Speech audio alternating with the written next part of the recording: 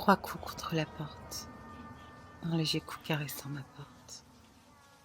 Mes yeux étaient grands ouverts au milieu de cette nuit d'hiver froide, tourmentée par ces coups qui me conduisaient au bord de la folie. Reste loin de moi! Hurlai-je. Laisse-moi tranquille, prends ce que tu veux, reprends tout, j'en ai plus besoin. J'ai attrapé le crucifix suspendu au-dessus de ce misérable lit délivré par l'hôpital et je l'ai serré tout contre mon cœur.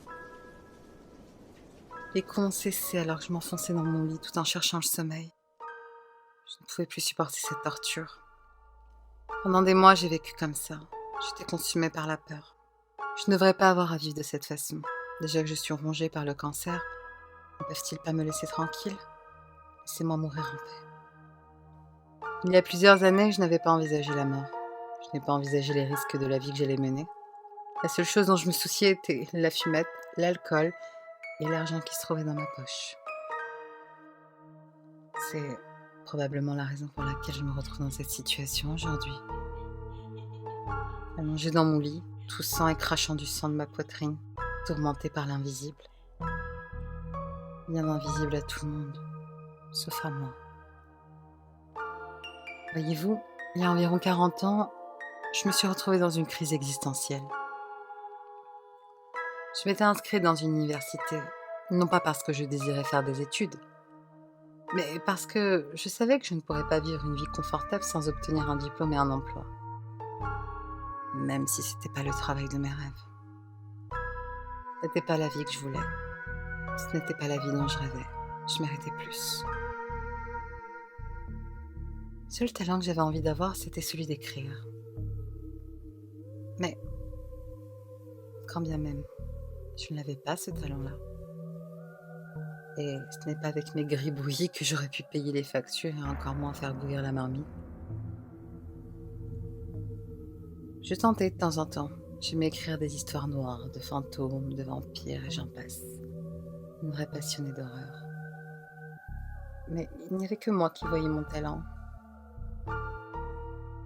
Car d'après les dires de mes chers amis, je ne savais pas écrire. Ce que je couchais sur le papier était une insulte à cet art. J'ai grandi dans la religion catholique. J'ai été baptisée et avec ma famille, nous fréquentions tous les dimanches l'église de notre quartier. J'ai appris le catéchisme. Mais pour être totalement sincère avec vous, ça ne m'intéressait pas du tout. Celui qui m'intéressait le plus s'appelait Lucifer. Je l'admirais car il n'aimait pas les cartes qui lui avaient été distribuées, alors il a fait quelque chose. C'est le genre que j'admire.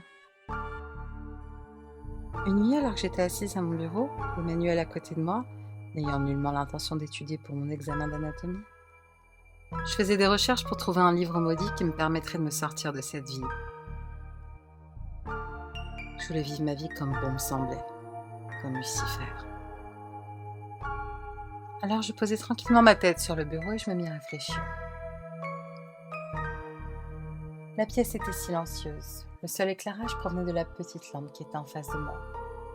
Je tentais de me concentrer. Je souhaitais que mon esprit puisse créer de la lumière. J'ai soudain commencé à me souvenir d'une litanie que j'avais entendue une fois. J'ai eu un flashback de moi-même, assise sur un banc à l'église. La transpiration perlait sur mon front. Ma tante m'a harcelée pour que je prête attention. Le pasteur jetait des damnations à tous ceux qui ne se repentaient pas. Il reprit son sermon et demanda à ce qu'on ouvre nos Bibles et que nous suivions le verset suivant. Matthieu 4, anti-réponse. La congrégation a suivi sa demande. Et à mi-chemin de la lecture, j'ai commencé à m'y intéresser. Il a raconté une histoire que j'ai trouvée assez intéressante. Le nom de ce verset est « La tentation de Jésus ». Il racontait comment Lucifer est venu à Jésus dans le désert, essayant de le tenter, lui demandant de se prosterner, qu'il lui offrirait quoi que ce soit en ce monde juste pour s'incliner devant lui. Bien sûr, il refusa, et je me mis à penser que si Lucifer me demanderait, je le ferais sans hésiter, une seule seconde. Soudain, mon voyage dans le passé s'arrêta et je revins à une réalité plutôt sombre d'ailleurs. Assise à mon bureau dans un dortoir à la fac, faiblement éclairé. J'ai ressassé cette pensée. Si seulement c'était réel. Qui n'accepterait pas cet accord? Alors pris dans mon engouement, j'ai dit à haute voix: si c'est aussi simple que ça, alors faisons-le. Diable, si je peux avoir tout ce que je veux, juste en m'inclinant devant toi, je suis à toi. Tu m'entends? Je suis à toi. Je suis restée assise là pendant un moment, espérant réellement que quelque chose allait arriver. Mais rien. J'aurais dû le savoir. Énervée, agacée, j'ai décidé d'aller faire un petit brin de toilette et d'aller me coucher. Au milieu de la nuit, tandis que je dormais, j'ai entendu un faible coup à ma porte. J'ai bondi hors de mon lit effrayée. J'ai regardé le réveil à côté de mon lit. Il était 3 heures du matin. Mais qui était assez con pour déranger les gens à cette heure-ci? J'ai attendu un moment. Un autre coup. Bon, très bien. Je me suis préparée à me lever et à ouvrir la porte lorsqu'un troisième coup a frappé contre la porte. Un moment. Je me suis approchée et j'ai déverrouillé la porte. En l'ouvrant, un frisson m'envahit. Il n'y avait personne. Rien d'autre que le couloir froid. Mais une puanteur s'en dégageait. J'ai mis ma main devant mon nez. Ça sentait comme de la viande pourrie. J'ai regardé le long du couloir. J'ai pensé que c'était seulement mon imagination, alors j'ai refermé la porte, je l'ai verrouillée. Je suis retournée dans mon lit. Là, de l'autre côté de la pièce, j'ai vu une paire de magnifiques yeux qui m'observaient. J'ai hurlé. Calme-toi, mon enfant. Ne m'as-tu pas appelé? Sa voix douce résonna dans toute la pièce. Es-tu le diable?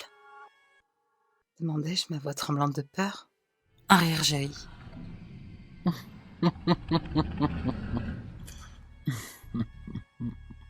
Pas un rire vicieux ou avilissant, mais un rire apaisant, En quelque sorte. répondit la voix. Mais qui êtes-vous alors?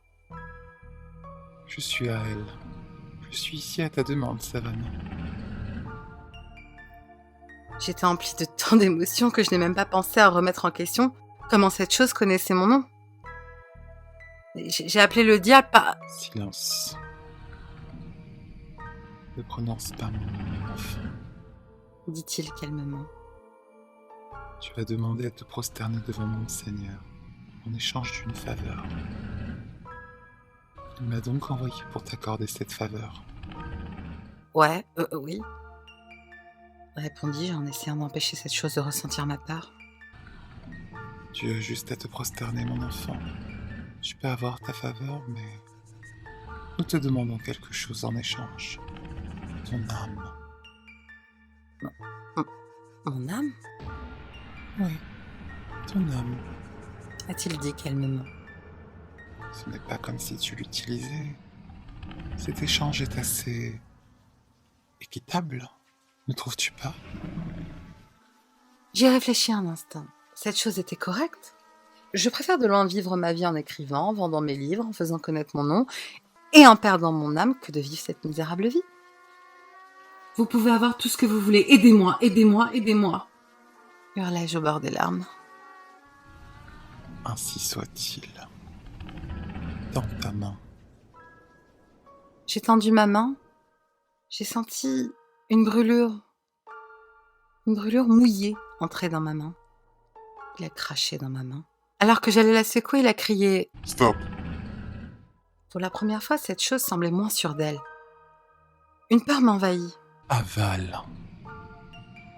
Sa voix caressa mon oreille de l'autre côté de la pièce. Quoi? Pourquoi? Tu n'as pas le choix. Je portai lentement ma main à ma bouche et je me mis à l'avaler.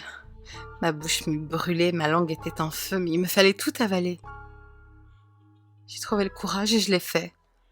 J'ai senti la salive couler tout au long de ma gorge, brûlant à travers mon œsophage jusqu'à ce qu'il dégouline à mi-chemin de ma poitrine. J'ai ressenti une immense douleur brûlante, j'ai crié, puis plus rien. La chose sortit de l'obscurité et je distinguai son visage. ses yeux enchanteurs, un sourire de dents aussi blanche que les os et aussi nette que l'obsidienne. Sa peau était d'un violet profond et ressemblait à des écailles. Le seul détail qui resta marqué à jamais dans ma mémoire était ses cornes, croisées de son front et tourbillonnant vers le ciel, comme celui d'un puissant bélier. Nous nous reverrons, mon enfant. Puis il a disparu. Je me suis alors retrouvée dans mon lit, j'ai regardé mon réveil. 3 heures. Était-ce un rêve? Mais d'un seul coup, des idées ont commencé à monter à la tête. De très bonnes idées. J'ai sauté, j'ai couru vers mon bureau, j'ai allumé ma lampe et ouvert mon cahier. Et j'ai commencé à écrire. Écrire, et encore écrire. Ça ne me demandait aucun effort. Mon stylo courait sur la feuille. C'était comme si quelque chose guidait ma main. À partir de ce moment, ma vie a été glorieuse. 1 mois plus tard, j'avais terminé mon premier roman. Je l'ai envoyé à plusieurs éditeurs. Chacun me contactait avec intérêt. Ils cherchaient tous à acheter mes écrits. Chacun faisait monter les enchères plus que l'autre. J'ai vécu ma vie en écrivant, en faisant la fête et en m'amusant. Jusqu'à il y a quelques mois, lorsque j'ai reçu un diagnostic de cancer du poumon. Depuis lors, j'entends ce damné frapper à ma porte. Je vois des ombres dans le noir. Je vois ses cornes dans mes rêves. Je vois ses yeux au loin. Et je fais une terrible erreur. Je m'allongeais dans mon lit appelant une infirmière. Je dois disparaître et sortir de là. Je regarde l'horloge. 3 heures. Le coup recommence. Un coup. S'il te plaît, c'était une erreur. Je te rends tout. Je veux mon âme, je veux la vie. Recommence, recommence. Un autre coup. Je commence à pleurer. Un 3e coup. Je me souviens alors de ma jeunesse, la nuit où tout a commencé. Je me souviens très bien de l'accord du pacte. Mais un souvenir en particulier me vient. Son nom. La seule chose qu'il ne voulait pas que je prononce, c'était son nom. C'était quoi son nom à ce menteur? Aïe? Ayette? Ayer? Je me suis interrogée à haute voix. J'ai entendu des sabots franchir la porte. Pourtant, la porte était toujours fermée. Je les entends monter au pied du lit. Attends. Attends. Ah, Il sourit et crie. Enfer.